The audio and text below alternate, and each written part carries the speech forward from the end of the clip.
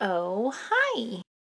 Today I'm gonna make a little zipper pouch because I think I know how to do it, but I've never actually done it. So I'm gonna do what I think is the right thing, and we'll see what the fuck happens. This is pretty par for the course as far as how most of my videos go, but this is either gonna like whip up real quick or we're gonna be in test mode for like the next 4 hours. Here's what you need.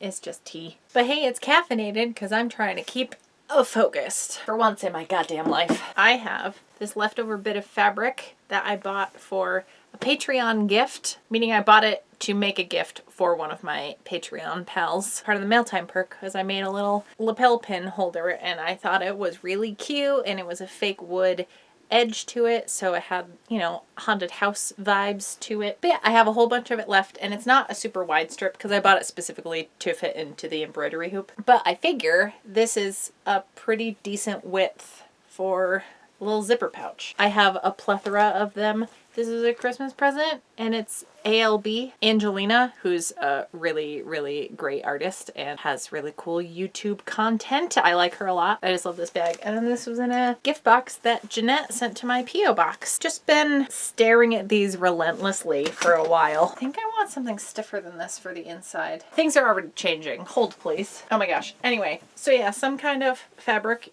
I mean scrap of literally anything. I would go for like a stiff non-stretch woven of some kind, so not like t-shirt material or anything. That's for the outside. It doesn't really matter if this is thinner, your outer fabric, maybe go for a thicker lining. I had initially grabbed this, but this is going to be useless. I have the cutoffs from the 4 ways to make your pants into shorts video I did a couple weeks ago, so this will be a pretty good base. They're almost as wide as this, so that's gonna match up really nicely. And then, as it's called a zipper pouch, you need a zipper. The length just depends on what size pouch you want. You can always have a longer zipper and then cut it short and just back tack over the end. Ooh, so yeah, outer fabric, lining fabric, zipper, depending on how thick your fabric and everything is, interfacing. And an iron. Iron is great. And then matching thread and sewing machine. Look at us go, y'all. All right, I gotta heat up my iron. Probably should have done that before I started filming, but here we are. Oh yeah, I guess like scissors and pins and a marking tool would also be helpful. I'm just gonna kind of wing it as I go. So yeah, the fabric is about as long as the zipper, which is dope. So yeah, I just kind of eyeballed what I thought would be a decent size. I cut out 2 pieces. So yeah, I'm gonna lay this on top of the jean bottoms. You can do precise measurements if you want. It'll probably come out better than whatever's gonna happen here. But hey, I'm having fun not measuring things, and that's all that matters, and it's still gonna be fine. So I ain't worried about it. If you are worried about it, that's between you and your maker. I don't know why that just got so dark. Took it in a direction and committed. Hooray, we have 4 pieces. Now I think I'm gonna put the interfacing on this fabric just because it's the thinner of the 2. And I'm just gonna kind of piece these little scraps together on it. But obviously if you have a big sheet, you cut it out to the proper size. I should probably be using a cloth, but whatever. So I pieced it together over here and it's overlapping a little bit. It's gonna be fine. Ooh, look, it's beautiful. Also, if your piece of interfacing doesn't seem like it's big enough because it doesn't reach the absolute edge of the fabric, take into account you're gonna have seam allowance, so if it's a little shy, it'll be fine. Okie doke, I have my 2 interfaced pieces. By the way, this is like a $6 iron, so I'm not particularly worried about its livelihood. Cool, cool, cool. Okay, now to continue assuming I know how this bag goes together. I think I have it figured out. Ooh, I am going to unplug this iron. Now, the first time I mentally walked through the process of making a zipper bag, such as this, is that you made the bag and then attached the zipper. But if I do the zipper first, then it gets stitched into the side seams like it is on here. So it has to go on first because there's not that many lines of stitching on little tiny bags like this. So like it can only be so many ways. So we start right sides together, and then the lining can go on at the same time because when that gets flipped out and you open this, the lining's right there. Yeah, right, that'll go on like that. So when that gets flipped out, and then this on the inside. Okay, look at that. I just got so excited. I really hope I don't fuck this up. I think that's gotta be the way it goes though. All right, I'm just gonna go for it because I can't foresee any issues so far. So yeah, I'm gonna forge ahead with this and fingers crossed. This is how I need to learn, is like, I can think about it so far, but I get so like stubbornly confident in that idea that if it doesn't work out, it's like, how could it possibly be any other way? And then I always figure out another way. Oh, I guess I am an Aries after all. So yes, plan of attack is to do a straight stitch along here. It's gonna be great. Okay, yeah. See where this is going? Is this making sense? Oh boy, do I hope I'm not fucking this up. Yeah, I'm gonna top stitch this down too while I'm at it. That way it'll just keep like both layers pulled out of the way. Yeah, that looks like half of an unfinished zipper bag. We're on track. Then I'm gonna repeat everything for the other side of the zipper. I'm gonna lay this down, lay this on top of it, just keeping it in line here, making sure it's staying even. Slap a couple pins in there if you want. Definitely just stab myself in the finger. And then this guy on the back. It looks a little all over the place, but you know. And yeah, I'm just gonna do the same thing. Straight stitch along here, move the zipper out of the way as I go along, and I'll top stitch the other side as well. And I'll meet you back here after that. It's all top stitch. This is what the inside looks like. This is what the outside looks like.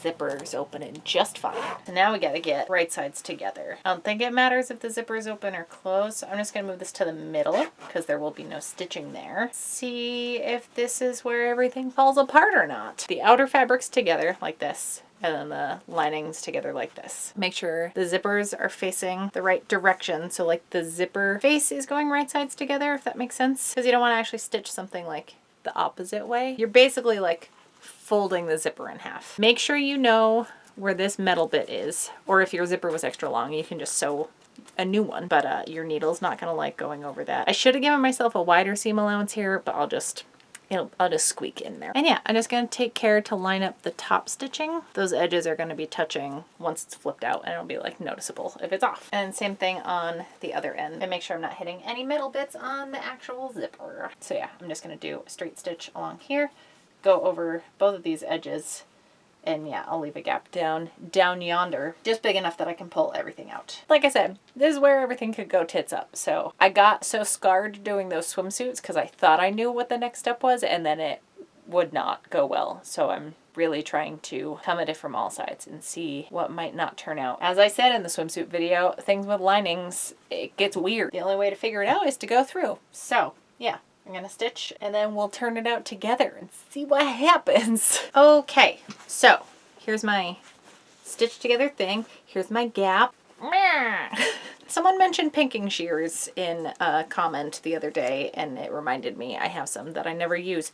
This is probably part of the problem, is I'm left-handed and these are very much for right-handed people, but I think this will do a good job cleaning up these edges. I'm not going too close. Reduce bulk here, so I'm not worried about it looking perfect. This is going to be hidden from eyes forever. Sometimes I think too much about that fact, like when you're sewing something, especially with a big lining, not a big lining, just a lining, when there's no chance, unless someone completely takes it apart, that they would see what the very, very inside of the thing you're making looks like. I kind of just want to write like butts or something on it just to see if the person ever discovers it. That's my kind of chaos, is something that won't hurt anybody but will also probably never see the light of day. Innocent enough and pretty funny. I don't know. These are the things I think about sometimes. Not all the time. It's not like a super impulse. What I am saying is if you've ordered a fully lined hooded scarf from me,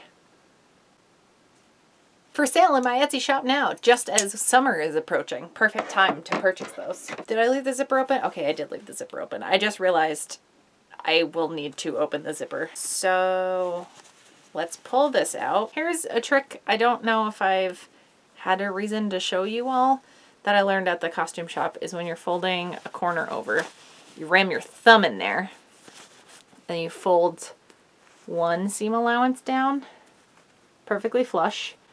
Then you fold the other seam allowance over it, like this. Maybe black denim is not the perfect thing to show this to you on. And then you grab it and flip it out.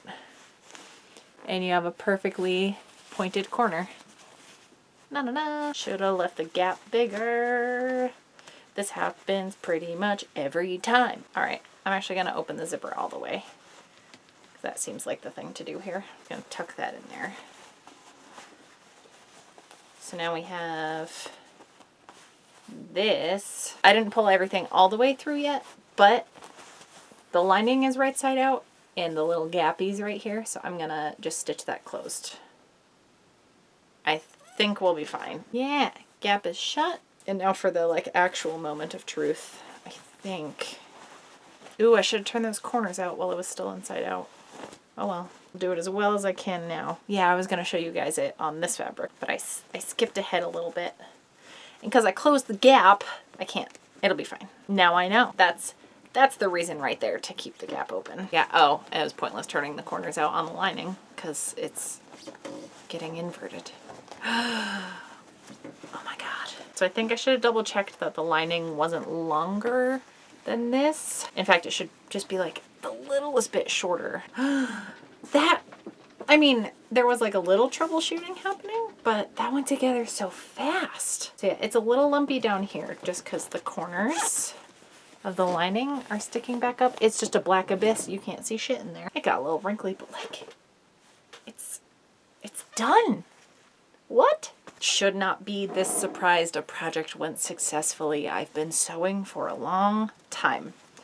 I tried a thing and it worked out well and I'm really excited about it. In the Instagram live stream I did recently where I had my print blocks, I was talking about my print blocks for some reason, and someone suggested printing on like plain fabric with my lino blocks, making my own pattern, which has been something I've had in my own head to make fabric. I was thinking like a big flowy skirt with a bunch of Deathly Hallows all over it and like 8-bit hearts, but maybe do like an ombre effect down the skirt so it goes from like light to dark. I think that would look so cool. Note to myself, make a 8-bit heart block and then do that. Doing it on these, oh, I can see it. I can see it. I gotta make a list. I gotta make myself a list. So yeah, not fucking bad for a first try. This is a jumping off point for so many things.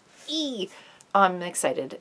This week has been one of a lot of internal growth. Yeah, giving myself some fucking credit, and that came out really good. I'm really excited. It's all gotta improve from here on out. Everything's coming up Millhouse. Ooh, maybe that's the video I'll add as the recommended, is my Millhouse cosplay. Casual cosplay? Yeah, it was like a casual cosplay. As this has kind of been the trend lately with my mail time perk on Patreon, this will end up going to one of my mail time perk patrons, because as I've been doing like my linoleum prints and my patches and stuff, I've been sending them the like first versions of it because I think those are really special, and this feels very special, and like if I was supporting a creator, that's the kind of thing I'd be excited about. I'm kind of forcing it upon them, so I hope they like it. It's always a surprise what I'm sending to them. John, Amanda, and Cheryl, I really hope you're enjoying what I've been sending. Somebody's gonna get this, or maybe I make a second one and each of you get one. I'm gonna think about this. Okay, I'm gonna go and cook a fancy dinner because I'm riding high. If you would like to check out my Patreon, I'll put a link somewhere here, and I have like a Ko-fi if you don't want to do a monthly commitment on Patreon. That's just a whenever you feel like buying me a coffee type thing, which would be great because I need as much caffeine as humanly possible. And yeah, I post every Wednesday and Saturday, so if you haven't subscribed yet and you somehow found this video, you can go ahead and do that. And I will see you all back here on Wednesday with something else. Only listen to like some of the things I do, or none of them.